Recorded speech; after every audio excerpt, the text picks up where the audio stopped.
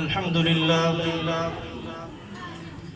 لله نحمده ونستعينه ونستغفره ونؤمن به ونتوكل عليه ونعوذ بالله من شرور أنفسنا ومن سيئات أعمالنا من يهده الله فلا مضل له ومن يضلله فلا هادي له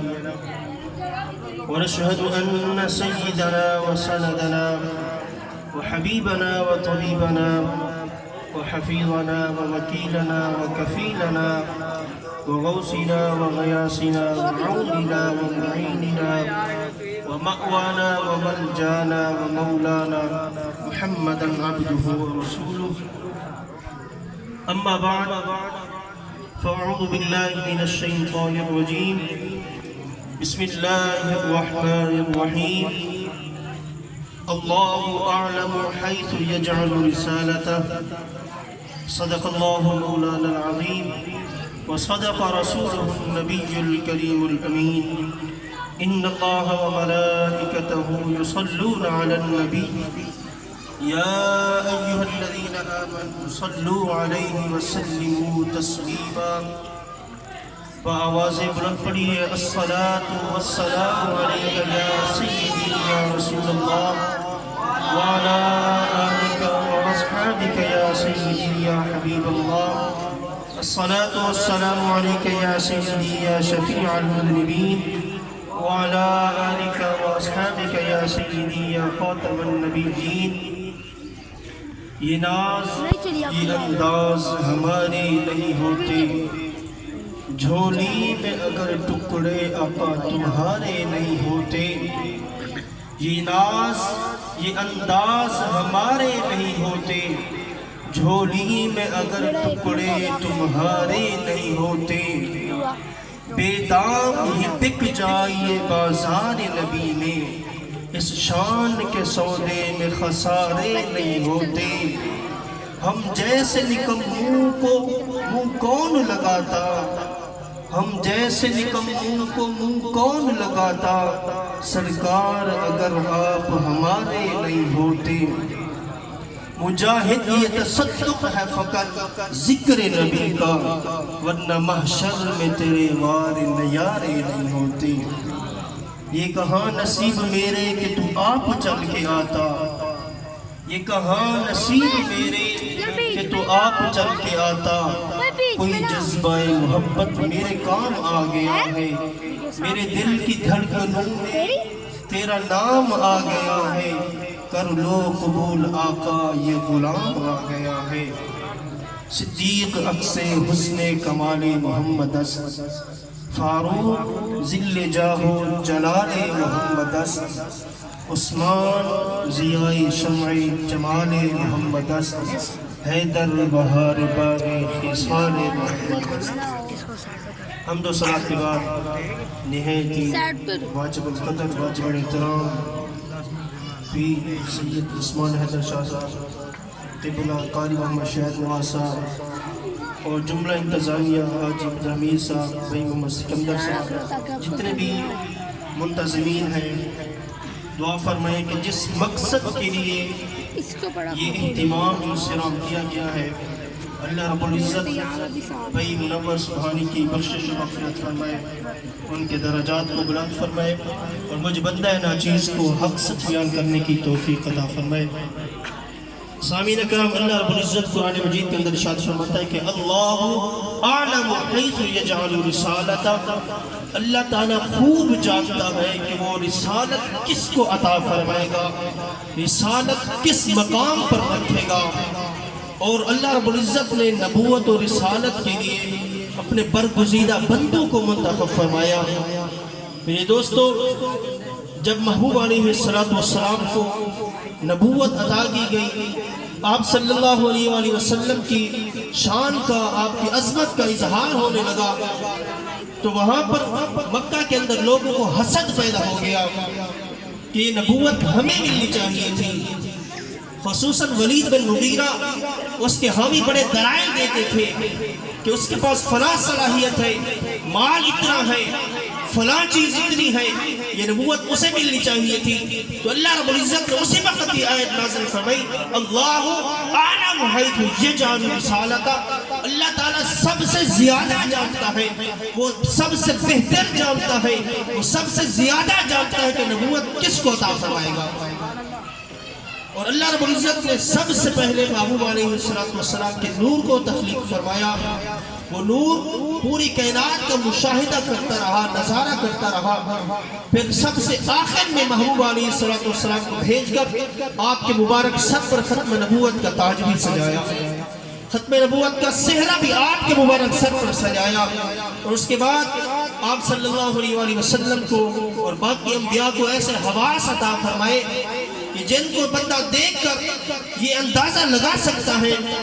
عقل کے اندر یہ تسلیم کر سکتا ہے کہ نبوت اور رسالت ایک ایسا منصب ہے، ایک عظیم ایسی نعمت ہے جو اللہ رب العزت صرف اور صرف اپنے برگزیدہ بندوں کو عطا فرماتا ہے، صرف اور صرف اپنے چنے ہوئے بندوں کو عطا فرماتا ہے۔ میرے دوستو، آج میں آپ حضرات سے محبوب علیہ السلام کے حواس کے بارے میں کچھ عرض کروں گا کہ اللہ رب العزت نے پیارے نبی کریم صلی اللہ علیہ وسلم کو سننے کی کتنا طاقت عطا فرمائی، دیکھنے کی کتنا طاقت عطا فرمائی، چکھنے کی کتنا طاقت عطا فرمائی، چھونے کی کتنا طاقت عطا فرمائی، آپ کے چھونے میں کتنا طاقت تھی، آپ کے سونگھنے میں کتنا طاقت تھی۔ جامع ترمذی کی حدیث اور سنن ابن ماجہ شریف کی حدیث ہے کہ محبوب علیہ السلام صحابہ کرام رضوان اللہ تعالی عنہم اجمعین کے اجتماع میں تشریف فرما تھے، آپ صلی اللہ علیہ وآلہ وسلم نے ارشاد فرمایا کہ انی ارا ما لا ترون واسمع ما لا تسمعون، اے میرے صحابہ بہت سی ایسی آوازیں ہیں جن کو تم تو نہیں سن سکتے، ان کو میں سنتا ہوں، وَأَسْمَعُ مَا لَا تَسْمَعُونَ، اور بہت سی ایسی آوازیں ہیں جن کو تم نہیں سن سکتے، بہت سی ایسی آوازیں ہیں جو تمہارے کانوں تک نہیں پہنچتی لیکن میرے کانوں تک وہ پہنچتی ہیں، انی ارا ما لا ترون، اور بہت سی ایسی چیزیں ہیں جن کو تم نہیں دیکھ سکتے لیکن میں ان کو دیکھتا ہوں۔ اس کے بعد محبوب علیہ السلام نے ارشاد فرمایا اتت السماء وحق لها ان تعد، اے میرے صحابہ آسمان سے ایک آواز آئی ہے، آسمان سے ایک آواز آئی ہے، اس آواز کو تم نے نہیں سنا، اس آواز کو میں نے سنا ہے، اور میں نے اس آواز کو اس لیے سنا ہے کہ میں اس کے سبب کو بھی جانتا ہوں، اس کی وجہ کو بھی جانتا ہوں کہ وہ آواز آئی کس وجہ سے ہے، اس کا سبب کیا ہے۔ میرے دوستو، عربی زبان کے اندر لکڑی کی اس بنی ہوئی چیز کو کہتے ہیں جو چولہے کے اندر ڈالی جاتی ہے اور اس سے جو آواز پیدا ہوتی ہے اسے اقت کہتے ہیں۔ اور یہ دیکھو کہ محبوب علیہ السلام زمین پر تشریف فرما تھے اور صحیح حدیث کے مطابق 500 سال کی مسافت کا سفر ہے زمین سے لے کر پہلے آسمان تک، تو محبوب علیہ السلام زمین پر بیٹھ کر اتنی دور کی مسافت سے آسمان کی ذرا سی آواز نکلی ہے تو محبوب علیہ السلام نے اس آواز کو سن لیا ہے۔ وہ صحابہ سے فرما رہے ہیں کہ میرے صحابہ یہ آسمان کی آواز آئی ہے، میں نے اس آواز کو سنا ہے، وَحُقَّ لَهَا أَن تَعِدَّ، اور آسمان کا حق بنتا ہے کہ اس سے آواز نکلے۔ اس کی وجہ کیا ہے؟ مَا فِيهَا مَوْضِعُ أَرْبَعِ أَصَابِعَ إِلَّا وَمَلَكٌ وَاضِعٌ جَبْهَتَهُ سَاجِدًا لِلَّهِ، اے میرے صحابہ آسمان کے اندر 4 انگلیوں کے برابر بھی اتنی جگہ خالی نہیں ہے جہاں پر اللہ رب العزت کی نوری مخلوق، اللہ رب العزت کے فرشتے اللہ رب العزت کو سجدہ نہ کر رہے ہیں۔ اے میرے صحابہ آسمان سارا بھر گیا ہے، 4 انگلیوں کے برابر بھی جگہ خالی نہیں ہے جہاں پر اللہ رب العزت کی نوری مخلوق، اللہ رب العزت کے فرشتے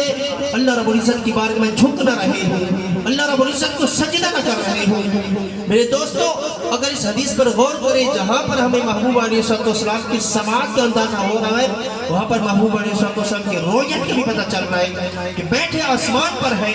اور محبوب بیٹھے زمین پر ہیں اور آسمان کی آوازیں سن رہے ہیں، اور محبوب علیہ السلام نے ایک ہوتا ہے کہ صرف اجمالی طور پر آسمان کو دیکھنا اور ایک ہوتا ہے کہ ذرے ذرے سے باخبر ہونا۔ محبوب علیہ السلام آسمان کے چپے چپے کو جانتے ہیں، ذرے ذرے کو جانتے ہیں. اس لیے فرمایا کہ میرے صحابہ آسمان سارا بھر گیا ہے، ایک 4 انگلیوں کے برابر بھی جگہ خالی نہیں ہے جہاں پر فرشتے اللہ رب العزت کی عبادت نہ کر رہے ہیں. اور یہ یاد رکھو کہ محبوب علیہ السلام جب زمین پر تھے تو آسمان کی خبریں دے رہے تھے، اور جب آسمان پر پہنچے تو زمین کی خبریں دے رہے تھے. صحیح بخاری کی حدیث ہے کتاب الجمعہ کے اندر، اور صحیح مسلم کتاب الفضائل کے اندر یہ حدیث موجود ہے. محبوب علیہ السلام نے ارشاد فرمایا کہ انی سمعت دفن علیک بین یدی فی الجنت. اے میرے بلال، جب میں معراج کی رات جنت کی سیر کر رہا تھا تو میں نے اپنے آگے آگے تیرے قدموں کی آہٹ کو سنا ہے. اے بلال، میں نے جنت کے اندر جب میں سیر کر رہا تھا تو میں نے اپنے آگے آگے تیرے قدموں کی آواز کو سنا ہے. محبوب علیہ السلام جب آسمانوں پر جاتے ہیں تو تب بھی اپنے غلاموں کی خبر رکھتے ہیں. اے بلال، میں نے تیرے قدموں کی آہٹ کو سنا ہے، جب میں جنت میں چل رہا تھا تو آگے آگے تیری آواز آ رہی تھی. میرے دوستو، یہ میرے مصطفیٰ کی سماعت کا کمال ہے. اور ہر خبر کے لیے الفاظ کا ہونا، آواز کا ہونا، حروف کا ہونا بھی ضروری ہے. لیکن جب میرے مصطفیٰ کی سماعت کی بات آتی ہے، اگر الفاظ نہ بھی ہو، آواز نہ بھی ہو، حروف نہ بھی ہو، تب بھی میرے اور تمہارے آقا سن لیتے ہیں. جامع ترمذی اور سنن ابن ماجہ کی حدیث ہے، حضرت جابر رضی اللہ تعالیٰ عنہ اس حدیث کے راوی ہیں. فرماتے ہیں کہ جنگ خیبر کے اندر ایک یہودی عورت نے محبوب علیہ السلام کی دعوت کے اہتمام کیا. اس نے ایک بکری کو ذبح کیا، اور ذبح کرنے کے بعد اس کو روسٹ کیا، اور ساری بکری کے اندر اس نے زہر ملا دیا، اور زیادہ تر زہر اس نے بکری کی اپنی ٹانگوں میں ملایا. اسے پتہ تھا کہ محبوب علیہ السلام جو بکری کی ران ہے اسے زیادہ پسند فرماتے ہیں. جب اس نے روسٹ کر لی، پکا لیا، اس کو تیار کر لیا، اہدتھا لرسول اللہ صلی اللہ علیہ وسلم، تو اس نے اس بکری کو محبوب علیہ السلام کے لیے تحفے میں پیش کر دیا. محبوب علیہ السلام اور آپ کے صحابہ کرام رضوان اللہ تعالی علیہم اجمعین جب تناول فرمانے لگے، فاخذ رسول اللہ صلی اللہ علیہ وسلم الذراع، جب محبوب علیہ السلام نے بکری کی اسٹانگ کو اٹھا کر تناول فرمانا شروع کیا تو فوراً فرمایا، ثم قال لهم رسول اللہ صلی اللہ علیہ وسلم ارفعوا ایدیکم. میرے صحابہ، اس بکری کے گوشت کو تناول نہ فرماؤ، اس بکری کے گوشت کو نہ کھاؤ، کیونکہ اس کے اندر زہر ملایا گیا ہے. وارسل رسول اللہ صلی اللہ علیہ وسلم الی الیہودیہ، محبوب علیہ السلام نے فوراً اس عورت کو بلانے کا پیغام بھیجا. جب وہ آ گئی تو محبوب علیہ السلام نے ارشاد فرمایا، اسمعت هذه الشاة، اے بدبخت عورت، کیا تو نے اس گوشت کے اندر زہر ملایا ہے؟ تو بڑی حیران ہوئی، بڑی پریشان ہوئی، اور کہنے لگی کہ من اخبارک یا رسول اللہ، آپ کو کس نے بتایا ہے، آپ کو کس نے خبر دیا ہے کہ اس کے اندر زہر ہے؟ زہر تو میں نے ملایا ہے، لیکن میں نے بڑی خفیہ پلاننے کے ساتھ زہر ملایا تھا. میرا نقطہ نظر یہ تھا، اگر آپ اللہ کے نبی ہوں گے تو آپ کو پتہ چل جائے گا، اور اگر آپ اللہ کے نبی نہیں ہوں گے تو معاذ اللہ اس دنیا سے چلے جائیں گے. میں نے تو بڑی خفیہ پلاننے کے ساتھ زہر ملایا تھا، اور میرے علاوہ اس بات کو کوئی نہیں جانتا تھا، آپ کو کس نے خبر دی ہے؟ تو محبوب علیہ السلام نے ارشاد فرمایا، اخبرتنی هذه فی یدی لصراعی، اے بدبخت عورت، یہ بکرے کا گوشت دیکھ رہی ہے، یہ جو ران میں نے اٹھائی ہوئی ہے مجھے اس نے خبر دی ہے. یا رسول اللہ، مجھے مت تناول فرمانا، میرے اندر اس بدبخت عورت نے زہر ملایا ہے. میرے دوستو، اس حدیث پر غور کریں، یہاں پر لفظ خبر کا اطلاق کیا گیا ہے. اور بکری تب بولتی نا جب وہ زندہ ہوتی، اور تب بھی اس کی زبان بولتی، اس کی ران نہ بولتی. اب وہ ذبح ہو چکی ہے، ذبح ہونے کے بعد کٹ چکی ہے، اس کے ٹکڑے ٹکڑے ہو چکے ہیں، اور اس کو اتنی بار پکایا جا چکا ہے کہ وہ گل گئی ہے. پھر بھی محبوب علیہ السلام نے جب اس کو اٹھایا، تناول فرمانا شروع کیا، تو اس نے بتا دیا، یہ میرے مصطفیٰ اور تمہارے مصطفیٰ کی سماعت کا کمال ہے، یہ میرے اور تمہارے آقا کی خصوصیت ہے. اگر بکری ذبح ہونے کے بعد کٹ بھی جائے، اس کے ٹکڑے ٹکڑے بھی ہو جائے، اگر اس کے اندر زہر ملایا جائے، تب بھی میرے اور تمہارے آقا کو پتہ چل جاتا ہے. حضرات گرامی، اور بہت سی ایسی آوازیں بھی ہوتی ہیں جو ہم سنتے تو ہیں لیکن ان کا ترجمہ نہیں کر سکتے، ان کو سمجھ نہیں سکتے، لیکن جب بات میرے اور تمہارے آقا کی آتی ہے تو مصطفیٰ کریم صلی اللہ علیہ وسلم ان آوازوں کو سنتے بھی ہیں، ان کا جواب بھی دیتے ہیں اور مدد بھی فرماتے ہیں، کیونکہ اللہ رب العزت نے آپ کو کسی ایک بستی کے لیے نہیں، کسی ایک علاقے کے لیے نبی نہیں بنا کر بھیجا، بلکہ آپ کو تمام کائنات کے لیے اپنا رسول بنا کر بھیجا ہے۔ جیسا کہ قرآن مجید فرقان حمید لا ریب بشکل کتاب کے اندر ارشاد ہوتا ہے، اے حبیب فرما دو انی رسول اللہ علیکم جمیعا، اے حبیب اپنے غلاموں سے فرما دو کہ میں تم سب کی طرف اللہ کا رسول بن کر آیا ہوں، اور جمیعا کے اندر انسان بھی شامل ہے، حیوان بھی شامل ہے، درخت بھی شامل ہے، پتھر بھی شامل ہے، کائنات کے اندر جتنی بھی چیزیں تمام کی تمام شامل ہیں۔ شعب الایمان کے اندر حدیث موجود ہے، حضرت یعلا بن مرہ رضی اللہ تعالی عنہ اس حدیث کے راوی ہیں، فرماتے ہیں کہ ہم محبوب علیہ السلام کی بارگاہ میں حاضر تھے، ایک اونٹ آ گیا، فلما رآہ البعیر، جب اس اونٹ نے محبوب علیہ السلام کو دیکھا جرجرا، اس نے اپنی آواز نکالی، ووضع جیرانہ، اور اپنی گردن کو محبوب علیہ السلام کے قدموں میں رکھ دیا۔ حضور علیہ السلام سے گفتگو کرنے لگا تو فوراً محبوب علیہ السلام نے حکم دیا کہ جاؤ اس کے مالک کو بلا کر لاؤ۔ جب وہ آ گیا تو محبوب علیہ السلام نے ارشاد فرمایا انہو شکا کثرت العمل وقلت العلف، اے اس اونٹ کے مالک نعرہ تکبیر، نعرہ رسالت، نعرہ حیدری، تاجدار ختم نبوت پیر سید اشفاق حیدر شاہ صاحب،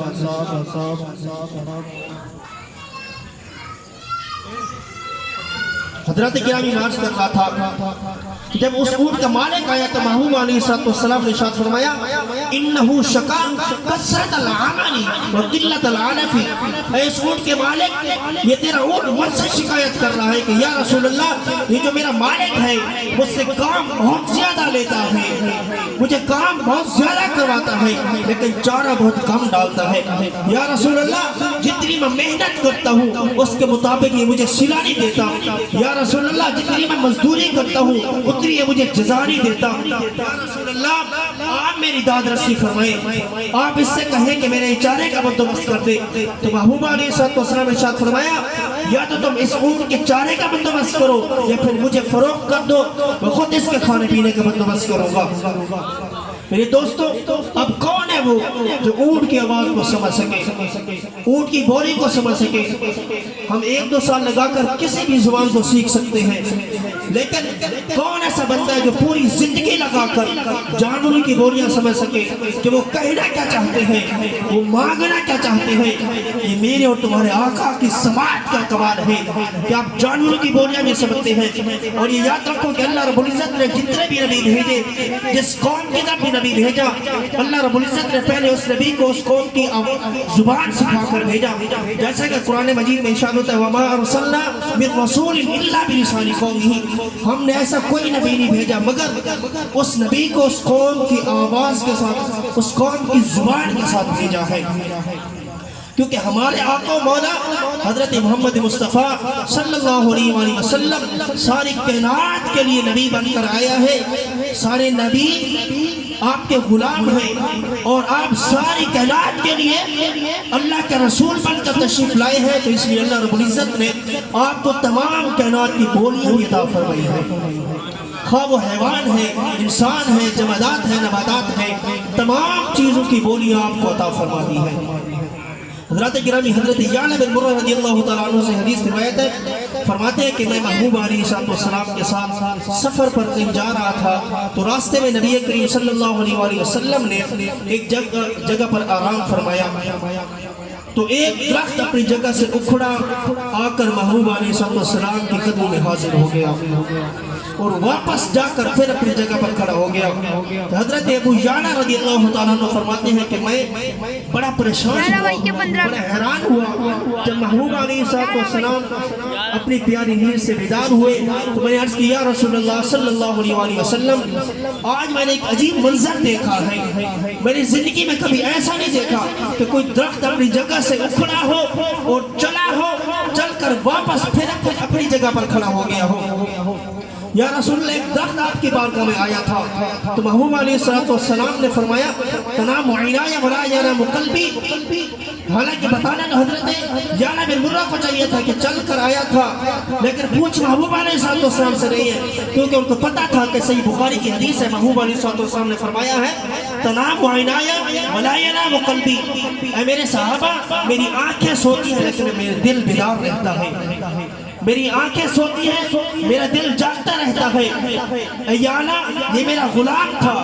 مجھے سلام کرنے کے لیے آیا تھا، ہی شجرۃ استأذنت ربها ان تسلم علی رسول اللہ صلی اللہ علیہ وسلم،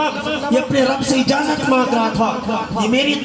زیارت کرنا چاہتا تھا، میرا دیدار کرنا چاہتا تھا اور وہاں پر نہیں آ سکتا تھا۔ جب یہاں پر اس نے مجھے دیکھا ہے تو اس کے جذبات مچل پڑے، اس کی محبت ابھر پڑی اور اس سے قابو نہیں رہا گیا، اور یہ اپنی جگہ سے اکھڑا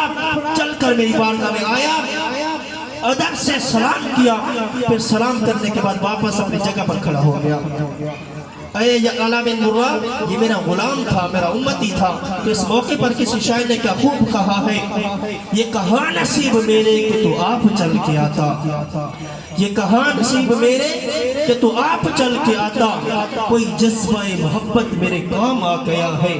میرے دل کی دھڑکنوں میں تیرا نام آ گیا ہے، کر لو قبول آقا یہ غلام آ گیا ہے۔ اللہ رب العزت کی بارگاہ میں دعا ہے کہ اللہ تعالیٰ یہ چند کلمات اپنے بارگاہ عالیہ مقدس محترم میں قبول و منظور فرمائے، اور ہمارا یہاں مل بیٹھنا بھائی محمد منور سبحانی کے لیے ذریعہ نجات بنائے۔ وآخر دعوانا الحمدللہ رب العالمین۔